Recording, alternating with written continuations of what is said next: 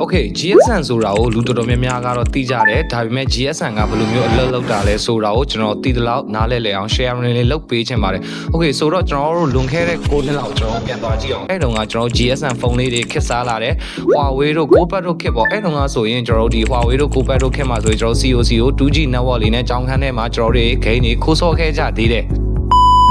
Okay အဲ့တော့က GSM ဖုန်းကင်နိုင်တဲ့ကောင်တွေဆိုရင်လုံးဝဘောစီတွေပဲကိုရီတော့မကင်နိုင်ခဲ့ပါဘူးဆိုတော့ GSM ဆိုတာ Global System for Mobile Communication လို့ခေါ်တယ် GSM ကိုကျွန်တော်လေ့လာမယ်ဆိုရင်အပိုင်း3ပိုင်းခွဲပြီးတော့ကျွန်တော်လေ့လာလို့ရတယ်အပိုင်း3ပိုင်းနဲ့အလုပ်လုပ်တယ် GSM ရဲ့ main architecture တွေထဲမှာဆိုရင် MS, BSS, NSS ဆိုပြီးတော့3ပိုင်းပါဝင်တယ် MS ဆိုတာက mobile station လို့ခေါ်တယ်သူကဖုန်းနဲ့ SIM card နဲ့ SIM card ထဲမှာဆိုရင်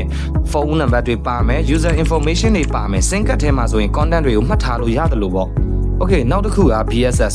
ဆိုတာက base station set system လို့ခေါ်တယ်သူကဖုန်းနဲ့ network ကိုချိတ်ဆက်ပေးတဲ့အပိုင်းပေါ့ဖုန်းနဲ့ tower တိုင်းနဲ့ဆက်တွဲတဲ့ signal တွေလည်းပို့လို့ရတယ် signal တွေကိုလက်ခံတယ်အဲ့ဒါကြောင့်မလို့ tower တိုင်းတွေနားမှာဆိုရင်ဖုန်းလိုင်းကောင်းတယ် tower တိုင်းနဲ့ဝေးရင်တိုင်တွေပျောက်သွားတာလိုမျိုးပေါ့ BSS မှာဆိုရင်လည်းထပ်ခွဲတယ် BSC